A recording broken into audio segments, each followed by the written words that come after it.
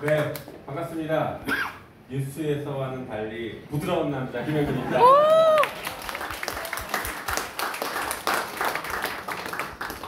오늘 비도 오고 날도 더운데 이렇게 많이 와주셔서 너무 감사드립니다. 김대중 재단 남양주에서 검찰개혁에 이렇게 관심 많이 가지시고 또 우리 남양주 시민 여러분들이 검찰개혁 이렇게 관심 많이 갖고 계신지 오늘 또 새삼 알게 됐습니다. 우리 남양주 시민분들이 그리고 또 우리 남양주 당원분들도 많이 계시지만 저보다 더 강성이셔가지고 제가 의정 활동하는데 늘 힘듭니다. 이거밖에 못하냐, 더 세게 해라. 아까도 보니까 나경원 꼭 이래고 하는데 네, 잘 이겨보도록 하겠습니다. 이런 자리 만들어주신 우리 이원호 지회장님 대단히 감사드리고요. 조금 전에 잠깐 말씀 나누긴 했는데 우리 이원호 회장님이랑은 제가 민변 활동을 같이 했습니다. 그래서 저도 통일 문제에 관심 많고 우리 회장님도 통일 문제에 굉장히 관심 많으셔가지고 민변 통일위원회에서 활동을 같이 했어요. 그래서 통일위원회에서 활동하다가 공안 사건이었던 유우성 서울시 공무원 간첩 조작 사건을 변호를 하게 됐고, 이렇게 저는 이제 여기까지 이제 오게 된 것 같습니다. 그때부터 활동을 하면서 같이 막걸리도 마시면서 통일 문제 아니면 우리 지금 대한민국에 발생하는 현안들을 함께 같이 논의했던 저희 또 아주 든든한 동지이십니다. 우리 이원호 회장님. 박수 한번 부탁드립니다.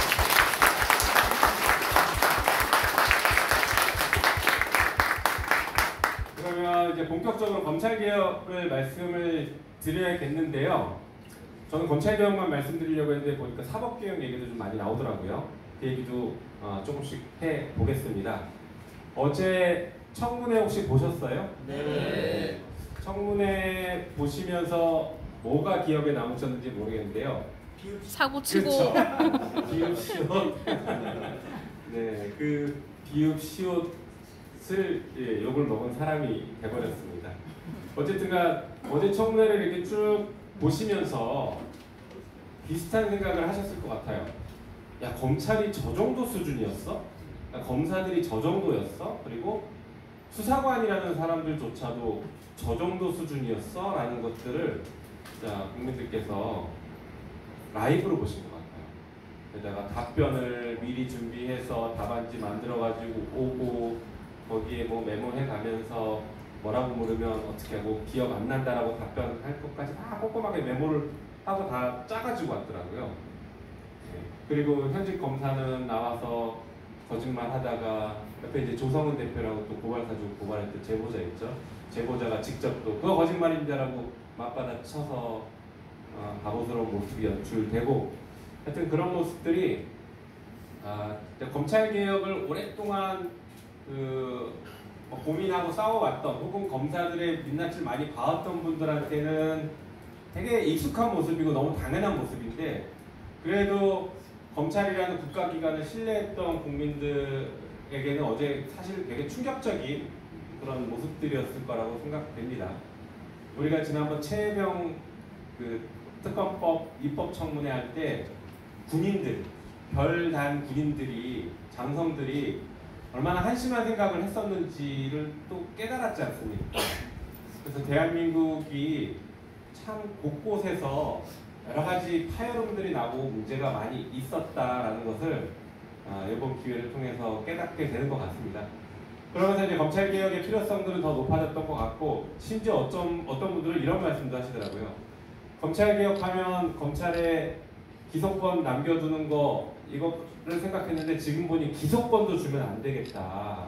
정말 검찰은 아무것도 하면 안 되겠다. 이렇게 말씀하시는 분들까지 계시더라고요. 그리고 아까 또 하다 보니 저보고 지역 잘 챙겨라, 국민의 90%가 동의하는 일을 해라. 제가 지역 얼마나 열심히 잘 챙기는지 잘 모르시는 것 같아서 네, 좀 아쉽습니다. 답답합니다. 더 열심히 잘 챙기겠습니다. 네, 감사합니다. 그런데 제가 얼마 전에 우리 지역 당원님들이랑 비공개 세미나를 한번 했어요. 비공개 세미나의 주제는 사람답게 사는 세상을 만들기 위해서 어떤 권리들이 보장되면 좋겠는지 그 사실 누구나 공감할 수 있는 얘기잖아요. 국민의 90% 100%가 공감할 수 있는 얘기죠. 내가 사람답게 살려면 나는 어떤 권리가 있었으면 좋겠다. 그리고 지금은 뭐가 문제라서 이런 것들이 부족하다. 이런 얘기들을 정말 한 7, 8분 정도가 허심탄회하게 솔직하게 한 2시간 정도 토론을 했습니다. 여러 가지 주제들이 나왔죠. 뭐 지금 출생률이 낮은 것, 기후 위기부터 시작해서 민생 경제 어려운 것 여러 가지 나왔는데 논의가 하나로 쫙 모아지더라고요. 저도 해보고 놀랐어요. 하나로 쫙 모아지는 그 논의가 결론은 지금 사법부와 검찰이 썩어서 모든 문제가 파생되고 있다. 이렇게 모아지더라고요. 제가 절대 의도한 게 아니었는데 저는 놀랐습니다. 결론이 그래서 우리가 사람답게 살기 위해서 혹은 우리 앞에 있는 여러 가지 문제들을 해결하기 위해서는 적어도 공정한 시스템이 만들어져 있고 내가 뭔가 문제가 생겼을 때 혹은 다른 사람들이 억울한 일이 생겼을 때 공정한 국가 시스템에 의해서 해결된다라는 신뢰가 있어야 그래도 내가 사는데 좀 답답하진 않은 것 같다. 이렇게 생각하게 되는 것 같더라고요. 그래서 결국에는 검찰개혁, 사법개혁은 민생입니다. 민생개혁입니다. 그거 자체가 바로 민생이라고 저는 생각합니다.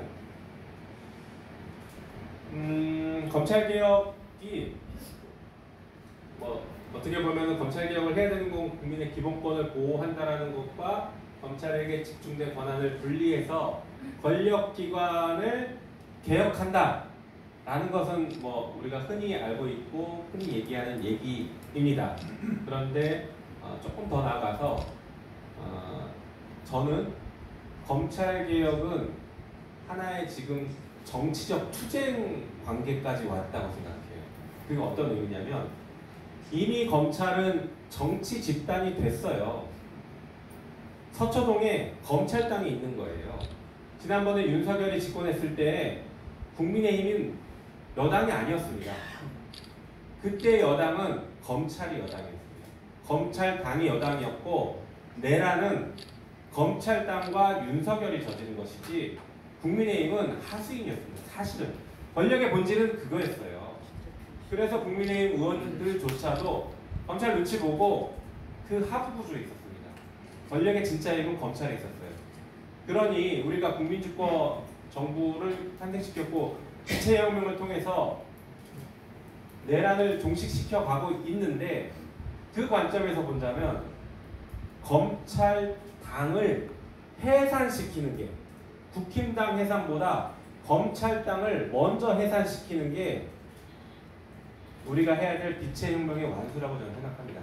그래서 검찰개혁은 권력기관 개혁을 넘어서서 이것은 정치투쟁 그리고 정치개혁 그 다음에 진정한 민주주의를 수립하는 길이라고 저는 그렇게 생각합니다. 검찰개혁은 그러면 어떻게 해야 되느냐.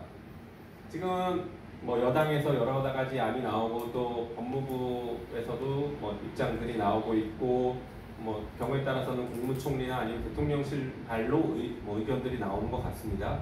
근데 그 여러 가지 의견들의 흐름을 보면 신중해야 된다. 그리고 국민의 불편이 없게 만들어야 된다. 이런 흐름들이 있습니다.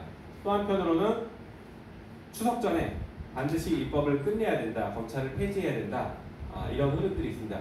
그 두 가지 얘기가 서로 다른 얘기 같지만 사실은 같은 얘기입니다. 처음에 검찰개혁의 로드맵을 짰던 제 입장에서는 그냥 같은 얘기예요. 왜 그러냐면요. 추석 전에는 검찰개혁에 대한 검찰과 관련된 조직을 확정 짓는 겁니다. 다시 말해서 검찰청을 폐지하고 수사권과 기소권을 분리시키는 조직을 만드는 것. 이 1단계가 추석 전에 완료하면 됩니다. 그러면 지금 뭐 수사지원, 경찰의 비대화 문제, 경찰이 막 사건을 암장하면 어떻게 할 것인가, 여전히 검찰에 대한 또 통제도 필요한 것 같고 여러 가지 문제들이 있지 않습니까? 그리고 피해자들은 어떻게 앞으로 보호를 받을 거냐, 경찰의 수사 능력은 부족한 거 아니냐, 여러 가지 우려가 있고 신중히 해야 되고 검토해야 된다는 얘기들이 있지 않습니까? 그게 바로 2단계입니다. 여기서 다 검토하는 문제예요. 그래서 1단계에서 제가 발의한 법은 유예기간을 1년을 두었고 그 유예기간 1년 내에 저 운용에 관한 법률, 그것은 형사소송법이 있고 수사 절차법이라는 걸 새로 만들어야 되고요. 그다음에 피해자의 형사 절차 참여에 관한 법률, 뭐 이런 것들을 만드는 겁니다. 그런 것들이 저 유예 기간 내에 하는 것이죠. 그런데 또 유예 기간을 6개월로 단축하라라는 또 주권자의 명령이 있어가지고 저 6개월로 단축해야 될지 1년을 갈지는 정부와 잘 논의를 하고 있습니다. 자, 종합적으로 결론적으로 다시 말씀드리면 여러 가지 논의들이 있고 신중하게 잘 검토하자라는 것이 결국에는 하나의 얘기다. 그 로드맵하에서는 충분히 검토하고 나아갈 수 있는 얘기다라고 이해해 주시면 좋을 것 같습니다. 자, 그러면 검찰개혁 조직을 어떻게 하느냐? 검찰개혁 4법을 통해서 이 조직에 대한 안을 구성해 봤습니다. 첫 번째는 검찰청을 폐지하는 겁니다. 이게 제일 중요해요. 검찰청 폐지해야 되지 않겠습니까? 검찰청 폐지에 반대하시는 분 혹시 아니시겠죠? 네, 가끔 가다가 검찰청은 그냥 두고 공소청으로 고쳤으면 안 되냐 이렇게 말씀하시는 분들이 있어요. 쉽게 생각하면 그것도 맞는 방법일 수 있죠. 하지만 아까 말씀드렸던 것처럼 지금은 검찰은 권력기관 개혁이라는 의미를 넘습니다. 그래서 한번 해산, 한번 해체는 시켜야 해요. 해체를 시키고 나서 그동안 검찰이 저질렀던 수많은 잘못들을 새롭게 바꿔내고 고쳐내는 회복하는 시간들을 거쳐야 되는데 그 회복하는 시간에 검찰이 방해하지 못하게 해야 됩니다. 그래서 다른 조직으로 만들어놔야 적어도 검찰이 끈질기게 방해하지 않습니다. 이러면 좀 추상적인 것 같지만 구체적으로 얘기를 해보면요. 검찰이 잘못한 사건이 있어요. 그러면 누군가는 그 사건에서 억울하게 유죄를 받았으면 재심 청구해야 되지 않겠습니까? 재심 청구하면 재심 재판에서 검찰이 다시 나와서 뭐라고 합니까? 아닙니다. 예전에 우리 검찰에게 맞습니다. 저 사람은 유죄입니다. 이렇게 얘기할 거예요. 그런데 공소청으로 바뀌면 그래도 그럴 가능성이 있겠지만 적어도 잘못이 확인이 됐다라고 하면 그 얘기 못합니다. 왜냐하면 다른 조직이 됐기 때문에 과거 검찰이 저거 한 것은 잘못입니다. 그래서 무죄를 선고해 주십시오. 이 얘기를 할 수가 있게 돼요. 조직이 달라져야 됩니다. 그리고 우리 수사기관이 또 막 비대화되면 어떡하느냐 여러 가지 이제 고민하시는 분들도 있는데 수사기관이 나쁜 짓 하면 그 수사기관도 해체될 수 있다는 거 한번 교훈으로 보여줘야 되지 않겠습니까? 그래서 그렇죠. 그래서 검찰을 폐지해야 됩니다. 두 번째 그러면 검찰이 갖고 있던 공소권은 공소청이라는 기관을 만들어서 그리로 보내고 검찰이 가지고 있던 수사권, 직접 수사권 과거에 6대 범죄였는데 지금 2대 범죄 남았죠. 어쨌든간 부패 사건, 중요한 사건들은 중대범죄수사청이라는 곳을 새로 만들어서 그곳에서 수사를 하게 만들겠다라는 것이 검찰개혁의 방안입니다. 그러면 중대범죄수사청을 만들면 중대범죄수사청이 생기는 것이고 지금 현재 경찰 수사하고 있죠. 그 다음에 공수처가 수사하고 있지 않습니까? 이 세 개의 수사기관이 생겨서 서로 충돌이 생길 수 있을 것 같은데 이거 어떻게 할 거냐? 예, 그거를 조정하는 게 국가수사위원회입니다. 이번에 내란 사건 때 윤석열을 누가 수사할 거냐를 가지고 경찰, 검찰, 공수처가 서로 자기가 수사하겠다, 내가 구속하겠다, 체포하겠다 이랬지 않습니까? 조정해주는 기관이 없었어요. 그거를 조정해주는 기관이다 이렇게 생각하시면 됩니다. 그래서 국가수사위원회라는 것을 별도로 둡니다. 그리고 중대범죄수사청 새로 만들면 수사기관이 너무 커져서 앞으로 제대로 수사를 하지 않거나 혹은 너무 과하게 수사해서 문제가 생기면 어떻게 할 것이냐, 국민의 인권보호는 어떻게 할 것이냐 우려가 생기죠. 그런 것들을 적어도 외부 기관이 감독하는 것은 필요하지 않을까 해서 국가수사위원회가 독립된 감찰의 기능을 하는 혹은 민원 청구를 하면 민원을 받아서 어떤 역할을 하는 그런 기관으로 설계를 한 겁니다. 그래서 이 네 가지는 세트로 설계를 해서 검찰개혁 4법을 발의를 해준 상태입니다. 그래서 여기서 논의가 되고 있죠. 다른 건 조금 넘어가고 이제 검찰개혁의 기존 논의를 말씀드렸고 최근에 이제 불거진 논의가 그러면 중대범죄수사청 이거 어디에 둘 거냐가 뜨거운 감자이지 않습니까? 아마 이번 주 주말에 이 중대범죄수사청을 어디에 둘지를 고위당정 협의 법제에서 최종적으로 결정을 할 것 같습니다.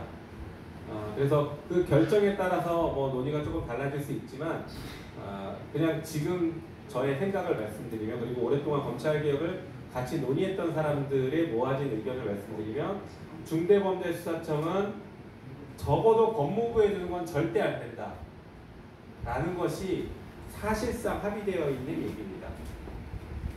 얼핏 생각하면 검찰이 가지고 있던 수사권을 떼서 중대범죄수사청을 만들면 검찰의 수사 인력도 넘어가야 되니 법무부에 두는 게 효율적이고, 미국의 FBI도 법무부에 있으니 우리도 법무부에 두면 되는 거 아니야 라고 생각하시는 분들도 있으실 수 있는데요. 미국과 우리는 완전히 상황이 다릅니다. 미국에서 검찰이 수사권, 기소권 가지고 장난쳐서 문제가 된 거 들어본 적 있으십니까?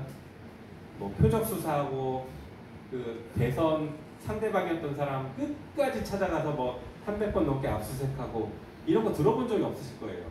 미국은 검찰권이 남용된 것이 크게 문제가 됐던 적이 없었던 나라입니다. 그러니 법무부에 같이 있어도 문제가 생기지 않은 거예요. 근데 우리는 역사 자체가 다릅니다. 아까 말씀드린 것처럼 검찰은 그냥 정치 집단이라고 생각해야지 공무원이라고 생각하면 안 돼요. 그래서 저 정치 집단이 그대로 하나의 법무부 아래에 있으면 달라질 게 하나도 없는 겁니다. 특히 이제 어제 그제 청문회 공청회 때도 많이 보셨겠지만, 법무부는 현재 검사들이 사실상 장악하고 있습니다. 법무부 장관은 검사 출신 아니죠. 하지만 법무부 차관 검사 출신, 그 다음에 법무부의 핵심 실국장들인 검찰국장, 기조실장, 그리고 법무실장, 여기 핵심들이거든요. 다 현직 검사입니다. 그러니까 법무부의 주요 의사결정을 하는 거의 모든 사람들이, 현재 장관 빼고는 모든 사람들이 검사 여거나 현직 검사입니다. 그래서 탈검찰화를 하자라는 얘기도 나오긴 하는데, 어쨌든가 그렇게 법무부가 검사 조직으로 되어 있는 한 법무부 밑에 검찰청 하나 두고 중수청 놔둬도 그냥 검사들 조직입니다. 그 자체가. 그래서 중수청은 법무부에 둘 수 없다. 법무부에 두면 그게 검찰을 오히려 강화시키는 것이다 라고 강하게 주장하는 것입니다. 그러면 행안부에 두면 뭐 괜찮겠느냐, 여러 가지가 논의가 있죠. 그러니까 저는 반드시 행안부를 고집할 필요는 없는데, 여러 가지 기관들 중에 그나마 가장 현실성 있는 게 행안부다 이렇게 생각하는 거예요. 만약에 중대범죄수사청을 안 만든다 했을 때 수사권이 어디로 가겠습니까? 수사권의 100이, 현재도 간다는 개념보다 현재 수사권의 100은 경찰에게 있어요. 경찰은 모든 사건을 다 수사할 수 있습니다. 현재도. 그래서 검찰이 수사를 하지 않는다라고 하면 그냥 경찰이 지금처럼 100을 수사 다 하는 거예요. 그렇기 때문에 중대범죄수사청을 안 만들어도 행안부 밑에 있는 경찰이 지금의 수사권을 그대로 유지하는 겁니다. 그러면 이 경찰을 견제해야 되는 거 아니냐라는 논란들이 계속 나오니, 그러면 이 경찰을 견제할 수 있게 수사기관을 서로 분리시켜서 상호 견제하게 만들고, 때로는 경쟁하게 만들자, 그리고 전문화시키자. 이게 중수청의 출발점이었습니다. 그러니까 중수청은 행안부를 강화시키거나 경찰을 강화시키는 게 아니라 현재 경찰을 힘을 빼게 만드는, 힘을 그래도 좀 줄이게 만드는 대안으로 나온 게 중수청입니다. 그리고 수사기관을 전문화시키자는 것이죠. 여러분, 그러면 우리나라 수사기관 너무 많은 거 아니야? 세계 좀 복잡한 것 같은데 이렇게 생각하실 수 있잖아요. 우리 많은 사람들이 좋아하는, 모르겠습니다. 여기서 조금 안 좋아하실 수도 있겠지만, 많은 사람들이 어쨌든 좋아하는 선진국 미국, 여기에 수사기관 몇 개 있는지 혹시 아십니까? 40개가 넘습니다. 미국은 수사기관 자체가 40개가 넘어요. 정말 세분화되어 있습니다. 수사기관이. 그래서 뭐 어떤 거는 법무부에 한 2개 정도 있습니다. 우리 아는 FBI, 그다음 마약 수사국 위에 법무부에 있고, 나머지 대부분의 수사는요, 뭐 행안부에 있거나 국토부에 있거나 심지어 국회에도 수사기관이 있습니다. 국회도 수사기관을 갖고 있어요. 미국은. 어쨌든 그렇게 되어 있습니다. 그리고 주요 선진국, 법률 선진국인 영국, 독일, 뭐 프랑스 이런 곳들도 수사기관은 거의 다 소속이 행안부고 내무부입니다. 최근에 영국에서 수사기관을 중대범죄 수사기관을 하나 만들었어요. 그게 이제 법무부 소속으로 있는데 그걸 가지고 이제 법무부에 대한 논문을 쓰는 분들이 있습니다. 근데 여기는 그 경찰들입니다. 경찰 조직인데 법무부에 있는 거예요. 수사의 어떤 효율성을 가져오기 위해서 그렇게 만들었습니다. 아까도 말씀드렸던 것처럼 우리랑 역사가 다릅니다. 역사가 완전히 달라서 그래요. 자, 그리고 출발점을 우리가 잊으면 안 됩니다. 자, 우리는 지금 무슨 개혁을 하는 겁니까? 검찰을 개혁하는 거예요. 그런데 검찰 개혁하다 보니까 얘기하다 보니까 수사기관 막 비대가 되니까 경찰 어떻게 할 거냐는 논의로 흘러가면 다시 거꾸로 오다 보면 검찰 개혁 안 하는 게 낫겠네. 그러면 경찰 개혁도 같이 해야지. 야, 이 경찰 개혁 대안 만들 때까지 잠깐 기다려봐. 이렇게 한 게 지금 20년이 지났습니다.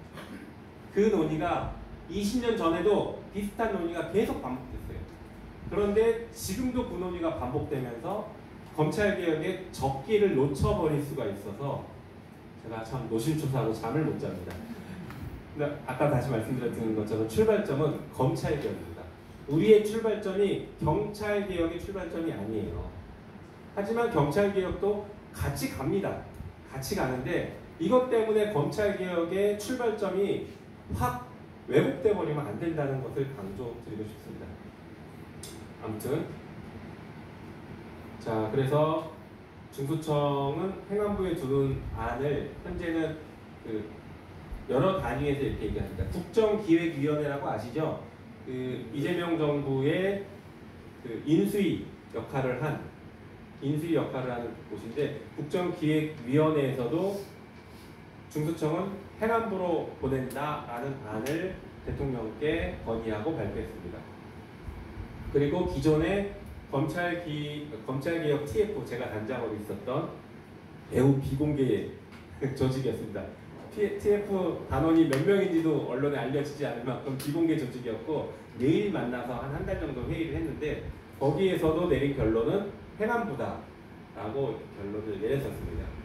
그래서 지금 별도 우리 민주당의 당 특위가 있고 특위에서도 논의를 하고 있고 특위도 아마 행안부 쪽으로 사실상 정리를 하고 있는 것으로 알고 있습니다. 그래서 이건 이번 주말에 내일 정도면 결정될 것 같습니다.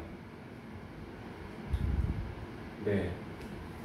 아까 잠깐 말씀드렸던 경찰 비대화를 어떻게 할 거냐에 대한 대안으로 첫 번째가 중대범죄수사청을 만든다.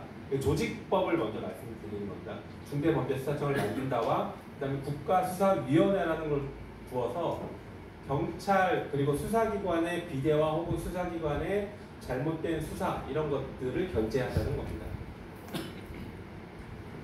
자, 그러면 수사기관이 잘못하는 것을 견제하자고 할 때는 크게 두 가지 방향이 있습니다. 첫 번째가 수사기관이 폭주하는 겁니다. 우리가 지금 흔히 알고 있는 검찰이 누군가 한 명 딱 찍어서 표적 수사에 가는 과정, 이런 나쁜 짓 하는 것들, 이게 이제 수사기관이 폭주하는 거죠. 막 몰아가는 것. 이것을 어떻게 견제할 것인가.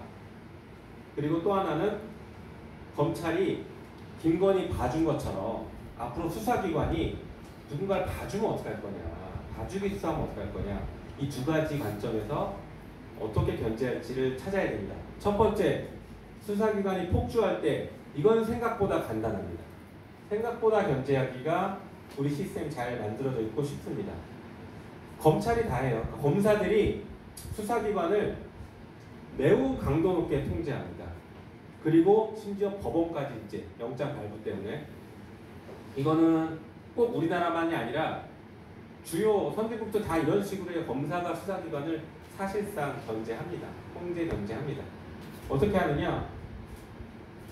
영장 청구권으로 꼼짝 못합니다. 중대범죄수사청이 막 엄청난 수사기관 같죠? 저 중대범죄수사청 만들어서 전국에 쫙 청을 만들었어요. 그런데 저 중대범죄수사청이 만약에 저를 수사한다. 검사가 승인하지 않으면 저한테 압수수색 하나 못합니다. 압수수색 한 건도 못해요. 그 정도로 검사가 지금도 수사기에서 분리시켜도 막강한 권한을 갖고 있습니다. 그래서 수사기관이 누군가를 표적을 삼아서 막 주변 먼지털이하면서 수사에 들어가는 것은 검사가 똑바로만 하면 다 막아냅니다. 검사의 영장 청구권과 마지막에 기소권, 기소 안 하면 어떡할 건데요? 그러면 그동안 검찰은 뭐에 문제가 있었냐? 자기가 수사하고 자기가 기소하니까 이 폭주를 제어할 수가 없는 거야. 아무도 제어 못했던 거예요. 나중에 법원이 무죄 선고하면 되지 않냐? 맞습니다. 3년 뒤에. 그러니 이미 그 사건은 끝나고 그 사건에 연루된 사람들은 비단 정치인이 아니더라도 일반 국민들이라도 정말 삶은 다 망가져 있는 거죠. 직장 생활도 못합니다. 그 정도 되면. 그렇게 만들었던 거죠. 견제를 못하니까. 그런데 지금은 수사기관이 그렇게 폭주하는 거는 검사가 다 통제할 수 있습니다. 그것도 너무 과도하게 통제하는 거 아니냐 할 정도로 통제합니다. 나중에 헌법 바꿀 때 영장청구권을 검사의 영장청구권 독점을 법률로 낮추고 적어도 압수수색 영장은 수사기관이 청구할 수 있게 하고 구속과 관련된 거는 검사를 통해서만 청구할 수 있게 하는 이렇게 만들 필요도 있습니다. 뭐 미국이나 독일, 영국 이런 데들이 그런 시스템들을 활용하고 있거든요. 그럴 필요가 있다는 겁니다. 그리고 중요한 게 이제 더 왜곡죄, 사건 조작죄인 겁니다. 수사기관이 막 장난칠 때 그거를 처벌할 수 있는 조항을 두자 이런 겁니다. 그 다음에 나머지는 원래 지금 있는 제도들을 계속 잘 유지해서 활용하는 겁니다. 반면에 뭐 여기 비슷한 얘기긴 한데 수사기관이 수사를 하지 않고 누군가를 봐주면 어떻게 할 거냐. 그게 이제 아까 조직법상으로는 국가수사위원회가 이것에 대한 견제 장치를 하고 그 다음에 중대범죄수사청과 공수처, 다른 수사기관들이 관할을 중첩적으로 갖고 있어서 개입할 수 있게 만드는 겁니다. 우리 지금 특검, 3특검 돌아가지 않습니까? 이 3특검에서 누군가를 윤석열, 김건희는 3특검에 다 공동된 피의자죠. 어느 한 특검에서 이 윤석열, 김건희를 봐주고 싶어도 다른 특검에서 수사가 들어오기 때문에 봐줄 수가 없습니다. 바로 이거예요. 아까 경쟁시키겠다고 했잖아요. 전문화도 시키지만 바로 이겁니다. 어느 한쪽에서 봐주더라도 다른 쪽에서 수사할 수 있으니 함부로 봐주기 어려운 구조를 만들어 놓는 겁니다. 그러면 뭐 두 군데 세 군데서 막 수사 들어오면 피의자 입장에서 너무 힘든 거 아니냐? 예, 그럴 때는 국가수사위원회가 관할 조정해 줍니다. 이거는 어디가 수사해라. 여기서 먼저 수사해라. 조정해 줄 수 있어야 돼요. 그래서 국가수사위원회가 필요하다고 하는 겁니다. 네, 그리고 뭐 검사들에게 보안 수사를 요구할 수 있게 하고 보안 수사 직접은 경찰이 하면 됩니다. 최근에 이런 논의 이제 이 얘기 나올 때 이 얘기하는 분들이 많아요. 구속된 사건이 경찰에서 구속된 사람을 기소 의견으로 검사한테 송치했는데 검사가 이거 보완해야 됩니다라고 보완 수사 내려보내면 그 구속 기간이 짧기 때문에 이 사람 풀어줘야 된다. 이거 지금 상황에서는 조금 우려해 볼 수 있는 얘기지만 앞으로는 우려 안 해도 됩니다. 우리가 지금 검찰 개혁을 하는 것은 어떻게 보면 제로에서부터 새로 쌓아가는 거예요. 그러니까 지금 현행법이 고려 대상이 아닐 수 있어요. 그거 바꾸면 됩니다. 무슨 얘기인지 아시겠죠? 아, 이게 문제야? 이거 바꾸면 돼. 이렇게 접근하면 됩니다. 이거 문제야? 이거 바꾸자. 그래서 유예기간 내에 지금 문제가 제기되는 거 다 바꿔내면 됩니다. 시간이 충분합니다. 그래서 구속기간 같은 경우에도 검사의 구속기간은 현재 10일 플러스 10일, 20일을 구속할 수 있거든요. 검사가 수사하는 동안에. 이 구속기간을 1심 법원의 재판기간의 구속기간과 합쳐버리는 겁니다. 지금 우리나라의 현행법은 1심 재판은 6개월 이내에 6개월까지만 구속할 수 있고 6개월이 지나면 풀어줘야 됩니다.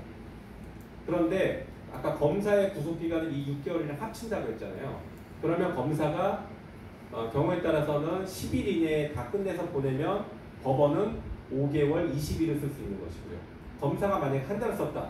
그럼 법원은 5개월만 쓸 수 있는 거죠. 피의자 입장에서는 구속기간이 오히려 20일이 줄어듭니다. 결론적으로 줄어듭니다. 그러면 그거 괜찮은 거야? 네. 독일이 이렇게 하고 있어요. 이미. 외국이 하고 있습니다. 그래서 우리도 그런 것들을 지금은 새롭게 접근해서 다 좋은 제도들을 차용해서 잘 설계하면 된다 이렇게 말씀드릴 수 있습니다. 네, 그래서 이 얘기가 이제 그 얘기입니다. 현행법에 굳이 우리가 너무 얽매일 필요가 없다는 거죠.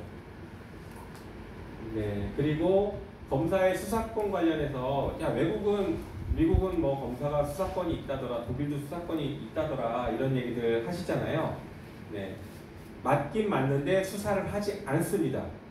제가 지난번에 독일 연방검찰청과 연방경찰청을 우리가 방문해서 연방검사와 연방경찰들을 만나서 이 얘기를 굉장히 자세하게 물어봤어요. 독일 검사들은 자기네가 수사를 왜 하냐?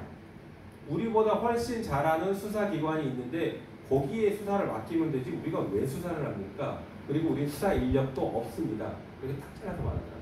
바로 그겁니다. 수사권이 있지만 수사 인력이 없어서 수사하지 않습니다. 굳이 수사할 필요가 없어요. 그리고 미국도 수사하지 않습니다. 저기도 수사 인력이 없는 건 마찬가지긴 한데 미국은 특이하게 조사자 증언제도라는 게 있어요. 그래서 수사에서 수사를 했던 사람은 나중에 법정에 재판에 증인으로 출석할 의무가 생깁니다. 그러다 보니까 검사가 우리 재판하는데 검사랑 피고인이 앉아 있는데 이 사람이 검사 역할하다 갑자기 증인으로 나와야 돼요. 이상하잖아요. 그러니까 검사가 굳이 수사를 하지 않습니다. 그래서 우리도 필요하다면 대안책으로 조사자 증언 제도까지도 도입하는 거를 고민하고 있습니다. 검사가 아예 수사하는 것을 차단하기 위한 또 하나의 견제 방식으로 저것까지 좀 고민하고 있습니다. 그러면 검사 수사를 하는 걸 왜 이렇게 못하게 하려고 하냐? 보안 수사 정도는 할 수 있게 해줘야 되는 건 아니냐? 이제 이렇게 말씀하시는 분들도 있어요. 어제 청문회 보신 분들은 뭐 잘 아시겠지만 문제는 거기서 출발합니다. 어제도 그 전문가들이 그렇게 얘기했죠. 만약에 검사에게 보안 수사권, 그러니까 경찰이 송치한 사건과 동일한 범위 내에서만 보안 수사를 할 수 있다라는 제한적 보안 수사권을 주장하는 게 지금 법무부에 계속 나오는 의견인데 만약에 그렇게 주면 이 검사가 동일한 사건인지에 대한 판단은 1차적으로 검사가 한다. 그러니 이 검사가 수사를 막 무한정 늘려도 수사를 받는 사람 입장에서는 수사를 받아야지 어떡하겠습니까? 검사가 수사한다는데 검사가 압수수색 들어오고 있는데 당신은 수사권이 없습니다. 이렇게 얘기하는 거는 얼마나 한심한 얘기입니까? 일단 얻어맞고 구속되고 다 당하는 거예요. 그런데도 검사한테 보안 수사권을 주면 우리 통제가 가능하다, 법을 넘어서서 검사는 수사하지 않을 거다라고 하는 것은 논의의 출발점 자체가 잘못된 얘기입니다. 그래서 수사권은 아예 검사에게는 부여하지 않는 것이 지금 우리 제도를 설계하는 데는 가장 바람직한 방법이라고 생각합니다. 네, 그리고 아까 국가수사위원회에 다양한 역할을 하는 것으로 하고요. 지금 역대 어느 때보다 검찰개혁의 성공 가능성이 높습니다. 어느 때보다도 검찰개혁에 대해서 동의하는 국민들도 많으시고 그 다음에 국회의원들, 민주당 의원들도 검찰개혁에 대해서 이제는 다른 얘기하는 분들이 거의 없을 정도로 의견이 많이 모아져 있습니다. 그래서 검찰개혁 가능성이 어느 때보다도 높습니다. 그리고 지금 뭐 이제 오늘 내일 결정 나면 정부조직법을 개정해서 9월 25일까지 정부조직법을 개정해서 검찰청을 없애고 공소청, 중수청을 설치하는 것을 하겠다라고 현재 지금 계획이 발표되어 있지 않습니까?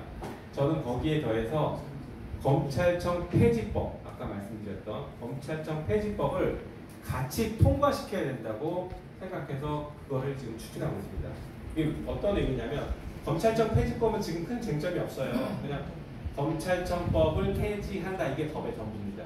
그냥 통과만 시키면 되는 건데 이게 왜 의미가 있냐면요.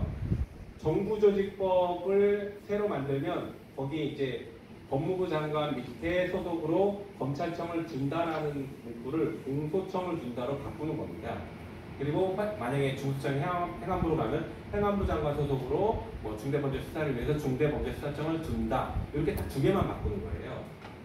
그러면 정부조직법상에는 검찰청이라는 용어가 사라졌지만 검찰청법이 별도로 살아있으니 특이하게도 공소청과 검찰청이 병존하는 법적 현상이 나타납니다.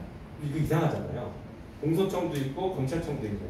그래서 이거 패키지로 공소청을 신설하는 정부조직법을 만들 때에는 검찰청 폐지법이 같이 들어가서 동시에 처리가 되는 게 논리정합적이고 그래야 또 우리도 다시는 되돌릴 수 없는 개혁을 한다라는 상징성도 띈다고 봅니다. 그래서 이제 그 부분 같이 처리하려고 합니다. 예. 끝났는데 사법개혁 얘기를 잠깐 해야 될 것 같은데 사법개혁 지금 아까 지기현 얘기 나오고 또 저기 조의대 여러 가지 얘기 나왔지 않습니까? 일단 국정조사를 하겠다라는 것이 이제 당에서는 어느 정도 방침으로 갖고 있는 것 같은데 그게 이제 빨리 될지는 잘 모르겠습니다.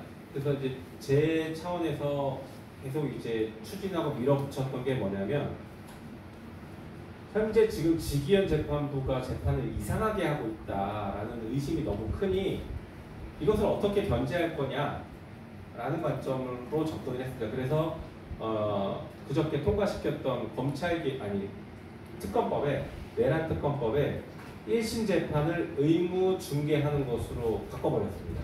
개정해서 이제 이 법이 통과되고 시행되면 이건 유예 기간이 한 달은 있습니다. 왜냐하면 법원이 시스템을 구축하는 시간은 최소한의 시간을 줘야 되니까. 그래서 한 달 뒤에 통과되고 한 달 뒤부터는 내란 재판 1심은 우리가 다 중계 방송을 볼 수 있게 됩니다. 생중계는 아니고 예전에 헌법재판소처럼 잠깐 시간 간격 두고 아마 중계를 할 거예요. 송출하기 전에 문제점 같은 거 확인하고 송출해야 되니까. 어쨌든간 우리가 녹화 중계이긴 하지만 시간차가 별로 없는 전 국민이 중계 방송을 볼 수 있게 됩니다. 그러면 법원이 지금과 같은 재판을 계속 유지하기는 쉽지 않을 거고요. 재판 더 열심히 할 겁니다. 더 매일매일 하려고 할 겁니다. 그리고 변호사가 뭐라고 얘기하는지, 그럼 검사는 혹은 특검은 똑바로 공소유지하고 있는지, 증인들은 나와서 무슨 헛소리를 하는 건 아닌지, 재판이 이상하게 흘러가는 건 아닌지를 우리가 직접 감시할 수 있습니다. 그래서 저는 이 법을 전 국민이 국민 참여 재판하는 법이다라고 생각하는 심정으로 만들었습니다.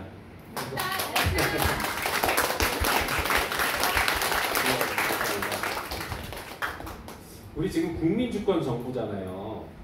모든 개혁의 가장 핵심 기준, 핵심 원칙, 철학은 저는 국민주권이라고 생각합니다. 국민주권을 관철시키는 것, 그것이 모든 개혁의 기준이 돼야 된다고 봐요. 그래서 검찰개혁도 국민주권을 관철시키는 과정이라고 봐야 됩니다. 국민주권을 마음대로 훼손해 왔잖아요, 이들이. 사법개혁 마찬가지입니다. 사법개혁도 툭하면 사법개혁 얘기하면 사법부 독립으로 함부로 건드리지 마, 이 얘기가 많이 나오죠. 네. 사법부 독립은 왜 필요하냐면요, 사법부를 독립시켜서 국민의 기본권을 보장하게 하기 위해서입니다. 그러니까 사법부 독립이 목적이 아니에요. 국민의 기본권을 보장하는 게 목적이고, 그것을 위한 가장 중요한 수단이 아무도 사법부 건드리지 마, 너 독자에서 독립해서 판단해 라고 만들어준 겁니다. 자, 그런데 이 사법부가 사법부 독립이라는 이유로 국민의 기본권을 침해하면, 지난번에 대통령 선거에 개입해서 민주당 후보 가장 유력한 후보인데 이재명 대통령 후보를 후보 자격을 박탈시키려고 쿠데타를 시도했지 않습니까? 이것은 국민주권을 침해하는 것이거든요. 이거는 사법부 보호 영역, 사법부의 독립의 영역을 벗어난 겁니다. 기본권을, 우리의 기본권을 침해했기 때문에. 그래서 이런 것들을 되돌려놓고 제대로 개혁하는 방향은 국민주권을 관철시키는 겁니다. 국민주권을 관철시키는 가장 핵심적인 요소는 국민이 사법부의 판단에 관여할 수 있으면 돼요. 사법부가 열심히 전문가들이니까 판단한다고 하지만 사법부의 권력 누가 줬습니까? 국민이 준 거예요. 그러니 재판에도 국민주권자들이 참여할 수 있으면, 그러면 그 국민주권이 실현되는 거 아닙니까? 그래서 제일 바람직한 개혁 방향은 국민 참여 재판이 활성화되는 겁니다. 그런데 법에 여러 가지 제한이 있으니 적어도 내란 재판은 전국민 참여 재판으로 한번 해보자라고 해서 제가 중계를 굳이 아주 강력하게 집어넣어버렸습니다. 네. 그거 말고도 대법관수 증언 문제부터 시작해서 사법부 개혁의 여러 가지 과제들이 있는데 그 부분은 정기국회 내에 잘 처리하도록 하겠습니다. 지금 이 검찰개혁이 9월 25일까지 마무리 지어야 되는 최우선 과제라 이걸 정리하고 그 다음에 정부조직법 개정하면